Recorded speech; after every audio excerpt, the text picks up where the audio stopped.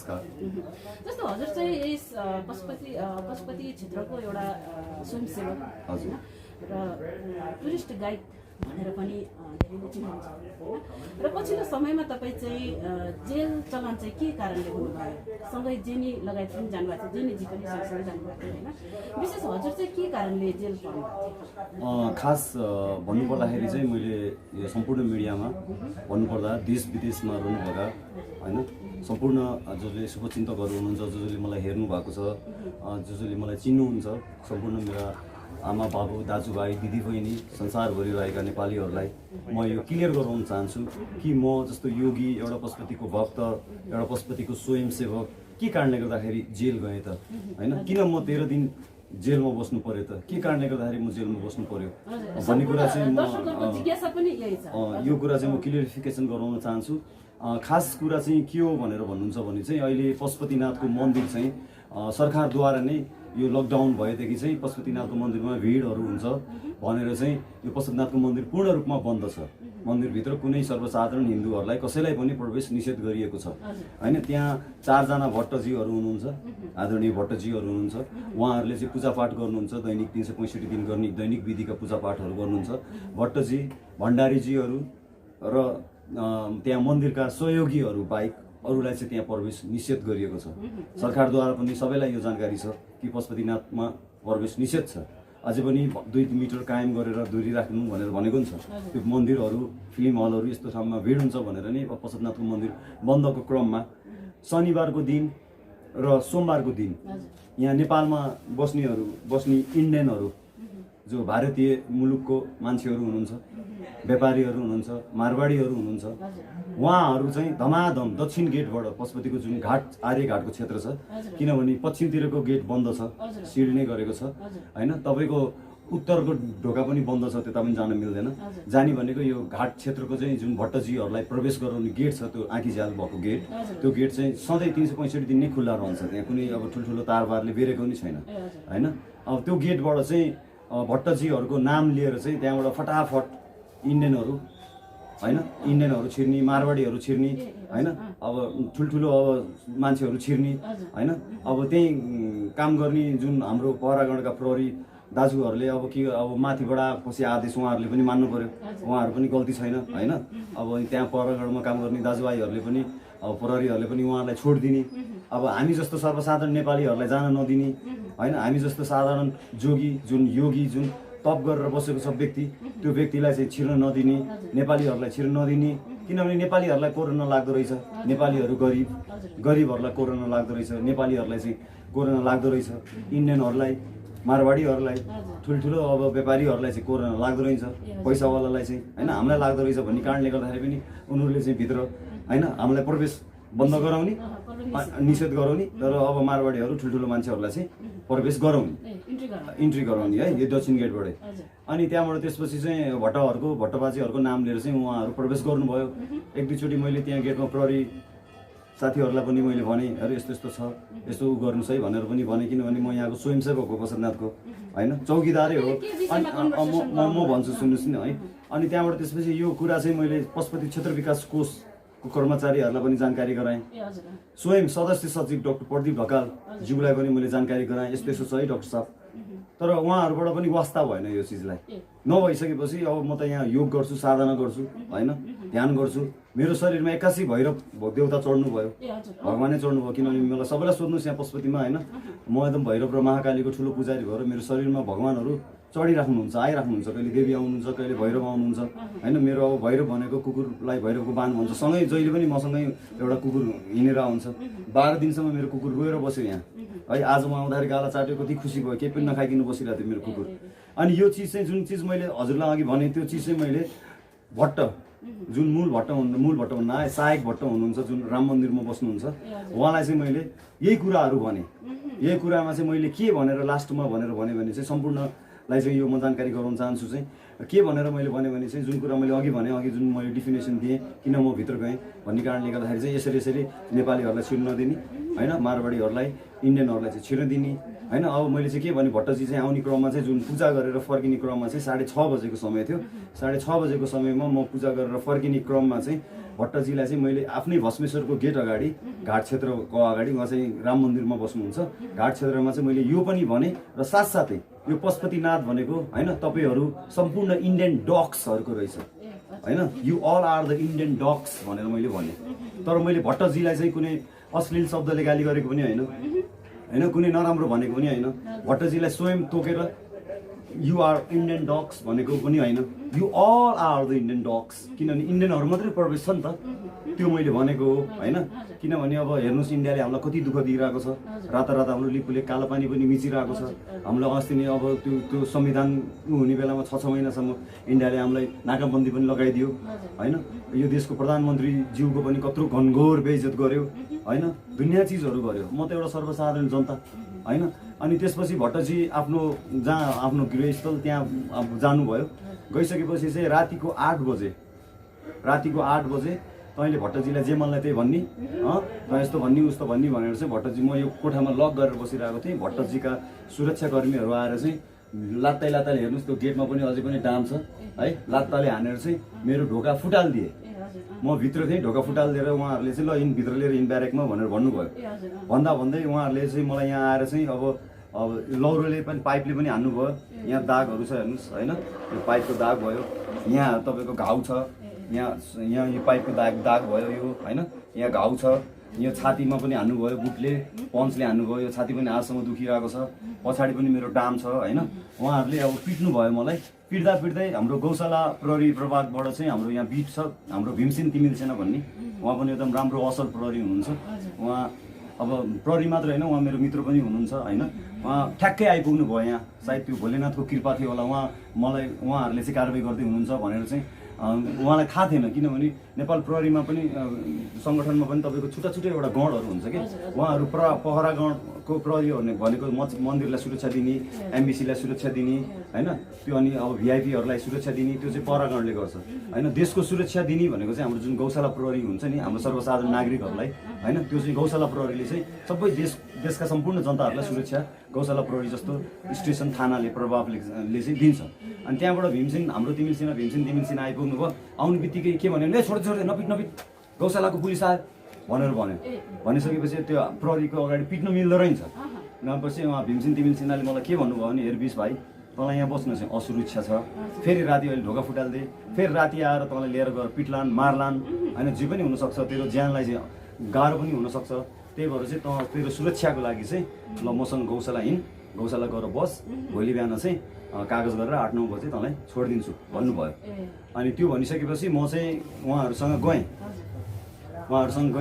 गइसकेपछि चाहिँ म जब भित्र गइसकेपछि यहाँ मलाई लिएर गएको उहाँ भट्टहरूको सुरक्षाकर्मीहरूलाई थाहा भइसकेपछि चाहिँ क्षेत्र विकास कोषमा गएर चाहिँ मुद्दा दर्ता गर्नु पर्यो उहाँले यस्तो भन्यो यो गर्यो ऊ गर्यो भनेर होइन अब दुनियाँ थरीको कुराहरू सुनाएर चाहिँ क्षेत्र विकास कोष पशुपति क्षेत्र विकास कोषद्वारा चाहिँ किनभने भट्टजीहरू क्षेत्र विकास कोष अन्तर्गत नै पर्नुहुन्छ होइन उहाँलाई चाहिँ भट्टहरूलाई चाहिँ यस्तो गाली गर्यो यस्तो भन्यो उस्तो भन्यो भनेर चाहिँ उहाँहरूले चाहिँ किनभने मैले भट्टजीलाई गाली गरेको होइन फेरि अहिले पनि भन्छु उहाँहरू आदरणीय पशुपतिनाथको पूजा गर्ने पुजारीहरू हुनुहुन्छ उहाँहरूप्रति मेरो कुनै रिस राग कुनै घमण्ड कुनै ईर्ष्या डाड केही पनि छैन मैले भट्टजीहरूलाई केही अपशब्द पनि उहाँहरू गुरु सम्मान हुनुहुन्छ पशुपतिनाथको पुजारी हुनुहुन्छ पशुपतिनाथ भनेको मेरो बाउ उहाँको पुजारी हुनुहुन्छ त्यही भएर चाहिँ उहाँहरूलाई मैले कहिले केही पनि भनेको छैन सम्पूर्ण भट्टजीहरूले पनि मलाई चिन्नुहुन्छ 4जना भट्ट 5जना भट्ट हुनुहुन्छ सबले चिन्नुहुन्छ मलाई होइन उहाँहरूलाई मैले केही भनेको छैन तर भट्टजीको नाममा चाहिँ अब होला नि मान्छेहरू दुश्मनहरू किनभने क्षेत्र विकास कोषमा पनि मेरा धेरै दुश्मनहरू छन् के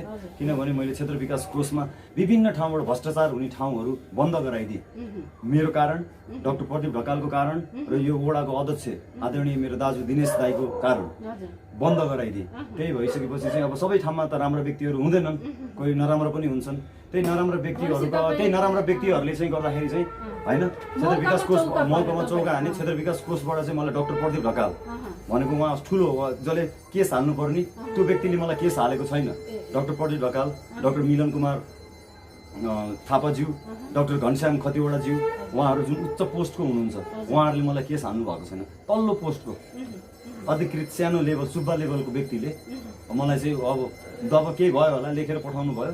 त्यसपछि मेरो केस पनि चल्यो होइन। अनि एउटा कुरा फाइदा पनि भयो, कोरोनाको टेस्ट गराउनु पाइयो। अनि गौशाला प्रहरीबाट चाहिँ मलाई पहिला आरटिटी टेस्ट गर्नु पठाउनु भयो, त्यसपछि कोरोनाहरू टेस्ट भयो। अनि त्यसपछि म त्यहाँ अब नेगेटिभ रिजल्ट आयो, कोरोना नेगेटिभ रिजल्ट आयो।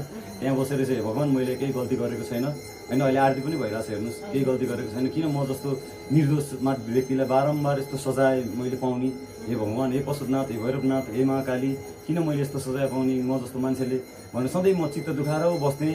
भगवान्ले पनि सुन्नुभयो। त्यसपछि 2 चोटि म गौशाला प्रहरी हिरासतमा हुँदाखेरि 2 चोटि भैँचालो पनि आयो, झडाङ 2 चोटि भैँचालो पनि आयो होइन, तपाईँहरूले थाहा पाउनु भयो होला। त्यसपछि कोरोना पनि दिन प्रतिदिन यो कोरोना पनि बढ्दै गयो। अहिले काठमाडौँमा हेर्नुहोस् कति धेरै कोरोना भयो। म जब यहाँ थिएँ त्यो टाइममा चाहिँ कुनै कोरोना त्यति धेरै काठमाडौँमा थिएन। अहिले त स्वयं पशुपतिनाथमा पनि कोरोना भएछ। यहाँ पशुपतिनाथको व्यापारी हुनुहुन्छ एकजना मनोज भन्ने होइन, उहाँलाई कोरोना भएछ। त्यही भएर चाहिँ भोलि यो पशुपतिको सबै पसलहरू भोलिदेखि सिल्ड हुँदैछ। म त एउटा योगी हजुर, म त घर परिवार त्यागेर आफ्नो गृहस्थ संसार त्यागेर म यो अर्को भौतिक जीवन त्यागेर म अहिले आध्यात्मिक जीवन बसेको मान्छे। म त राष्ट्र चिन्तन भएको व्यक्ति। म त सधैँ यो देशका जनताहरू, मेरो आमा बाउ, दाजुभाइ, दिदीबहिनी, सम्पूर्ण मेरो नेपालीहरूलाई कसैलाई केही नहोस्, पीडा नपरोस्, मर्का नपरोस्, यो देशमा चाहिँ कुनै पनि प्रकृति प्रकोप नआओस्, भैँचालो नआओस्, खोला नालाले क्षति नगरोस्, बाढी नहोस्, पहिरो नजाओस्, कोही दुखी हुन नपरोस्, सबै नेपालीहरू सुखी हुन परोस्, हिमाल जस्तो झलल चम्केर हुन परोस् भनेर सधैँ म त्यसरी नै बसेर सधैँ तप ध्यान पूजा गर्छु होइन। म जस्तो एउटा पुजारी गौशालामा छिरिसकेपछि चाहिँ सायद भगवान्लाई पनि त्यो चिजमा, महाकालीलाई, भैरवनाथलाई, मेरो स्वयं भोलेनाथलाई चाहिँ त्यो कुरा मन नपरेर चाहिँ झड्का दिनुभयो जस्तो लाग्यो। 2 चोटि भैँचालोको कोरोना पनि बढाइदिनु भयो जस्तो लाग्यो है। त्यो चाहिँ मेरो मनले, त्यो मेरो ध्यानले भन्छ कि बुझ्नुभयो। जब म ध्यान गर्छु नि, म शून्य लेभलमा पुगेर ध्यान गर्छु। ध्यानमा सबभन्दा ठुलो भनेको चाहिँ शून्य लेभलमा पुग्ने ध्यान भनेको त्यो चाहिँ सबभन्दा ठुलो ध्यान, त्योभन्दा माथि ध्यानै छैन होइन। एउटा योग हुन्छ, त्यो योग चाहिँ अर्धनागेश्वर योग हो। जस्तो म चाहिँ पुलिङ हुँ होइन, मेरो लिङ्गको आधारमा म पुलिङ, अर्को स्त्रीलिङ्ग हुन्छ होइन। जब हाम्रो चाहिँ यो जुन यो अघोरको मार्गमा हिँडिन्छ त्यसपछि चाहिँ हाम्रो के हुन्छ भने चाहिँ आफ्नो योनिलाई चाहिँ एकदम ठुलो बसमा राख्नुपर्ने हुन्छ। म एउटा अर्धनागेश्वर योग गर्ने योगी हो।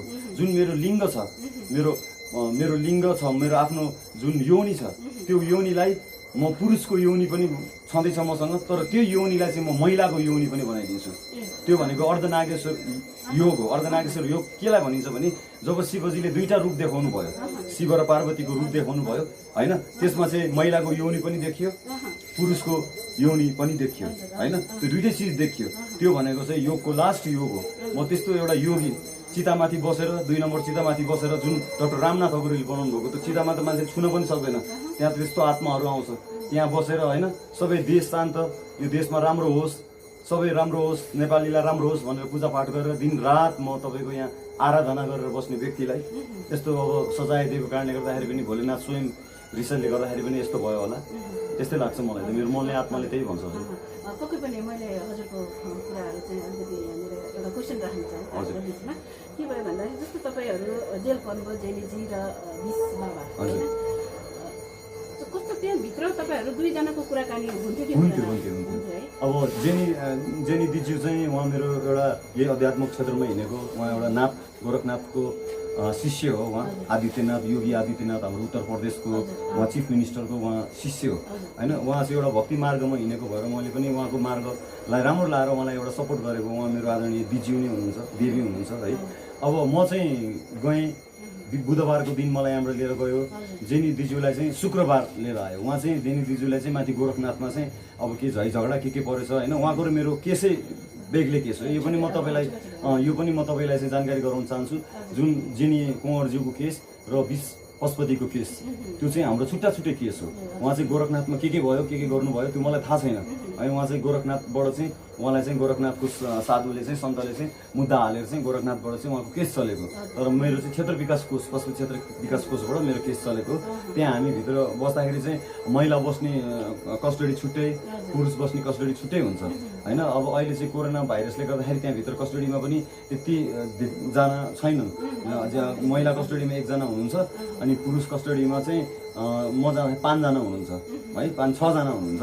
अहिले त म निक्लेँ 5 जना हुनुहुन्छ। अनि महिला कस्टडीको ढोका चाहिँ लगाइरहेको हुन्छ, त्यहाँभित्र एट्याच बाथरुम टोयलेट हुन्छ, पुरुष कस्टडी 2टा कस्टडी भएर एउटा कस्टडीमा मात्रै टोयलेट हुन्छ। जब त्यो हामी बाहिर यताउति हिँड्दाखेरि चाहिँ जेनी दिजुको कस्टडीमा चाहिँ तालचा लगाइरहेको हुन्छ, किनभने महिलालाई चाहिँ त्यहाँ विशेष सुरक्षा दिन्छ होइन। देनी दिदीले पनि भन्नुभयो त्यहाँ चाहिँ देनी दिदी र मलाई चाहिँ होइन, जेनी दिदीलाई चाहिँ माइत घर गए जस्तो भएछ अरे, मलाई चाहिँ मामा घर गए जस्तै भयो कि होइन। किनभने अब मलाई गौशालाका प्रहरी साथीहरू जति हुनुहुन्छ उहाँहरू पनि मलाई युट्युबमा हेर्नुहुँदो रहेछ, कतिपयले मेरो विचारहरू मन पराउनु रहेछ, त यस्तो मान्छे यति विद्वान यस्तो मान्छे किन यस्तो गरेको भनेर चाहिँ भन्नुहुँदो रहेछ। म चाहिँ हेर्नुहोस् के भन्छु भने चाहिँ म एउटा सिक्काको 2टा पाटो हो, एउटा सिक्कामा 2टा पाटो हुन्छ नि, त्यो हो। म राम्रोमा एकदम राम्रो असल मान्छे हो है, देउता हो म, सबले त देउतै होस्, भोलेनाथको रूप नै छ, स्वरूपै होस् त भनेर भन्छन् होइन। म त मान्छे हो, राम्रोमा एकदम राम्रो, नराम्रोमा म राक्षस, किनभने म 2 गुण भएको व्यक्ति हो। किनभने म आफैले नराम्रो गरेर हिँड्दिनँ, जुन समाजमा नराम्रो घट्छ, समाजका प्राणीहरूलाई नराम्रो हुन्छ, त्यसपछि चाहिँ मात्रै म चाहिँ नराम्रो रूप, एउटा भैरवको रूप होइन, राम्रोमा म शिवको रूप, नराम्रोमा भैरवको रूप, महाकालीको शक्ति, दुर्गा माको शक्ति, त्यो ममा आउँछ, आफै आफ मेरो शरीरमा जागृत हुन्छ शक्ति। त्यत्रो वर्ष म यहाँ घाटमा बसेर तपाईँको तपस्या गरेँ, 12 वर्ष त म मेरो घरमा जाँदा पनि गएन, 13 वर्ष लागेपछि म मेरो घरमा गएर स्वयं आफ्नो आमासँग भिक्षा मागेँ। त्यो भिक्षा माग्ने चलन हुन्छ, आफ्नो आमासँग भिक्षा पनि लिएको छु। मेरो बाबुआमा पनि एउटा शिक्षित परिवारको हुनुहुन्छ, कति दुःखी हुनुहुन्थ्यो, तर आज मेरो बुबाआमा पनि सायद अब म यसरी भित्र छिरेर चाहिँ नराम्रो महसुस गर्नुभयो होला होइन। तर त्यस्तो महसुस नगर्नुहोस्, यो देशका प्रधानमन्त्रीज्यू पनि नराम्रो महसुस गर्नुभयो होला, मेरो बुबाआमाले हेर्नुहुन्छ होला युट्युब होइन, क्षमा चाहन्छु होइन। तर यो देशका ठुल्ठुला प्रधानमन्त्रीहरू नेताहरू पनि धेरै वर्ष जेल जीवन बिताएका छन्। हाम्रो अहिले माननीय प्रधानमन्त्रीज्यू केपी शर्मा ओली, खड्का प्रसाद ओलीज्यू पनि धेरै लामो समयसम्म जेल जीवन बिताउनु भएको हो। त्यहाँ भित्र गएर पनि मैले धेरै कुराहरू सिक्ने मौका पाएँ। एउटा मेरो तप ज्ञान ध्यान गर्नु थियो होला, त्यो ज्ञान ध्यान तप गर्ने मौका पनि पाएँ। प्रहरी सङ्गठनमा के कस्तो हुँदो रहेछ भन्ने कुराहरू पनि बुझ्न पाएँ। तर त्यहाँभित्र चाहिँ मलाई कहिले पनि एउटा कैदीको जस्तो व्यवहार गर्नु भएन होइन।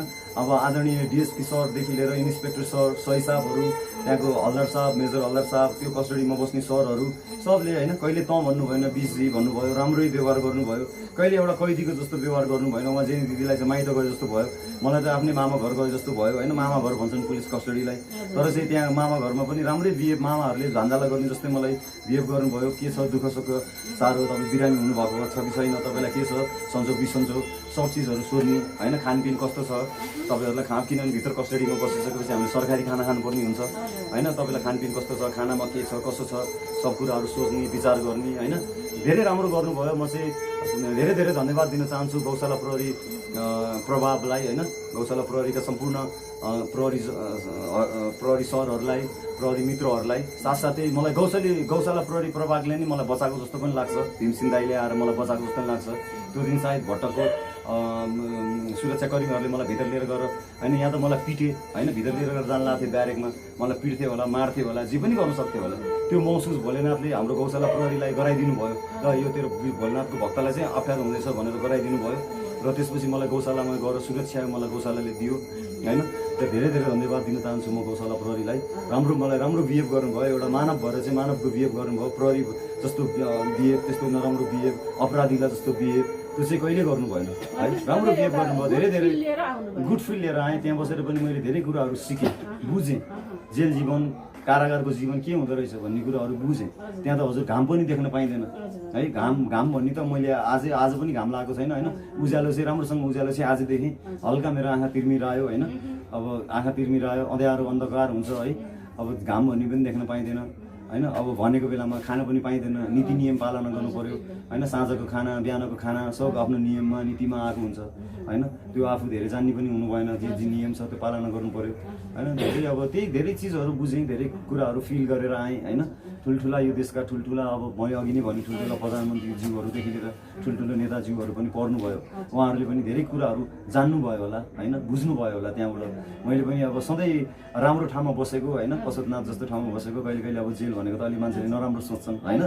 त्यहाँ नराम्रो ठाउँमा पनि नराम्रो जेलमा के हुँदो रहेछ, जेल जीवन कारागार जीवन के हुँदो रहेछ भन्ने कुरो चाहिँ त्यो महसुस गर्नलाई पनि मलाई भोलेनाथले चाहिँ त्यहाँ पठाएको जस्तो लाग्छ। साउनको बेलामा होइन, साउनको 2टा सोमबार मैले त्यहीँ काटेँ। आज सोमबारको दिन म निक्लेँ होइन, यो अन्तिम सोमबारको दिन निक्लेँ। पशुपतिनाथमा बाहिरबाट दर्शन गरेँ अनि कस्तो हजुरको संजोग परेको संजोग, ठ्याक्कै सोमबार अन्तिम सोमबारको दिन तपाईँ छुट्नुभयो। छुट्नु भयो किन म भोलेनाथको प्योर भक्त हजुर हजुर, हजुर। है। भोलेनाथ रोइरहेको छन् मलाई केही भयो भने। मलाई सपनामा देवी देवताको भन्दा मेरो सपना कसैको पनि आउँदैन। भोलेनाथ रोइरहेको छन्।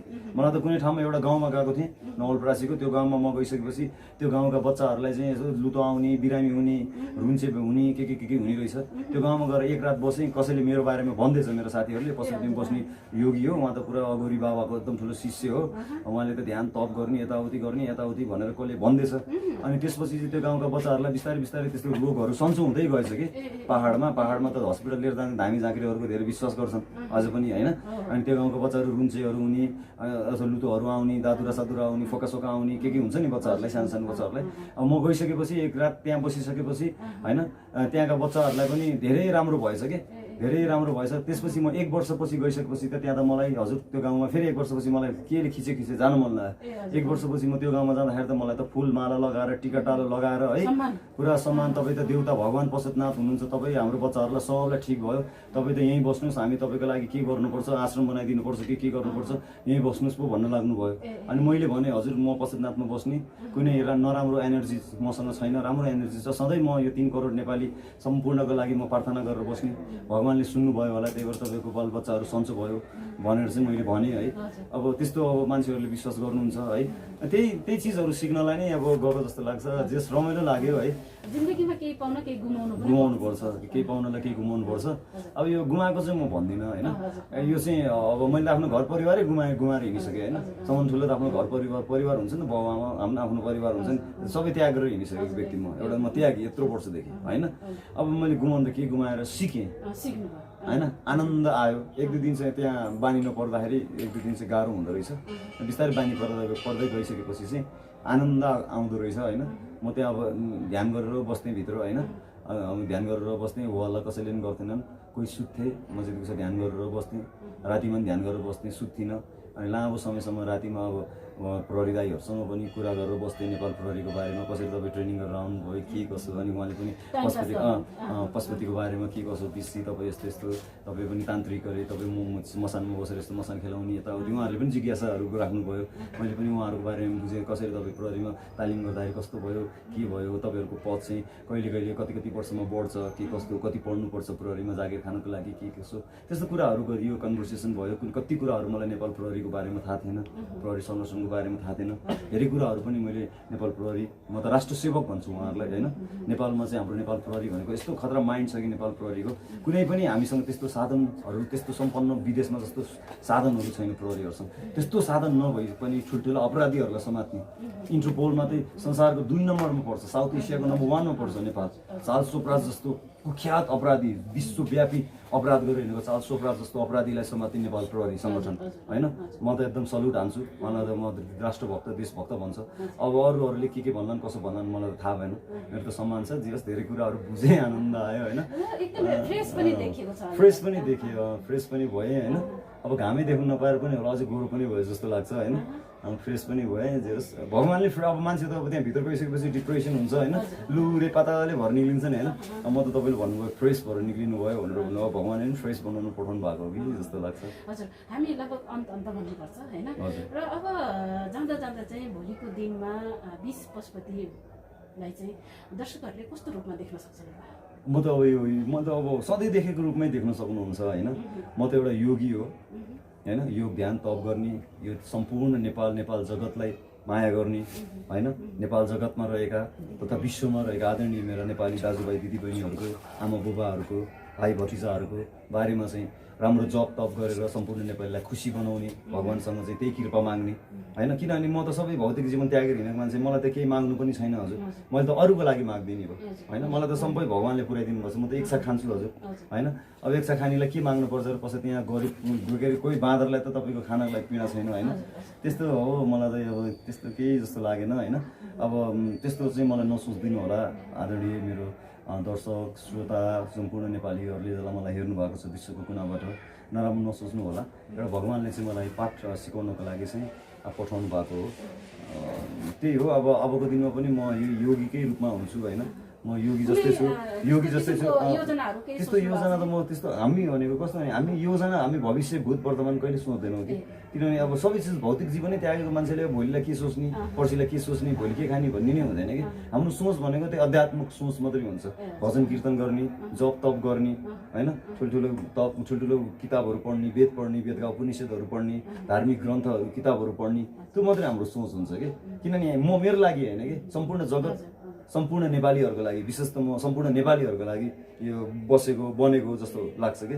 त्यही भएर चाहिँ मलाई चाहिँ त्यस्तो त्यही हो, बस्ने नेपाल र नेपालीहरूको लागि मात्रै जप्ने तप्ने, सुन्दर शान्त विशाल नेपाल होस् भन्ने कामना गर्ने, होइन, हिमाल पहाड तराईको देश होस् भनेर कामना गर्ने, पशुपतिनाथको देश, शान्ति क्षेत्र बुद्ध भगवानको देश भनेर कामना गर्ने, यो नेपालको सानो गरिब नवाज भन्छ नि, गरिब नवाज गरिब दासज्यू जस्तै हो म पनि। हस्, हजुरले महत्त्वपूर्ण समय दिनुभयो, धेरै धेरै धन्यवाद। तपाईँहरूलाई पनि धेरै धेरै धन्यवाद छ सम्पूर्णलाई। नमस्कार।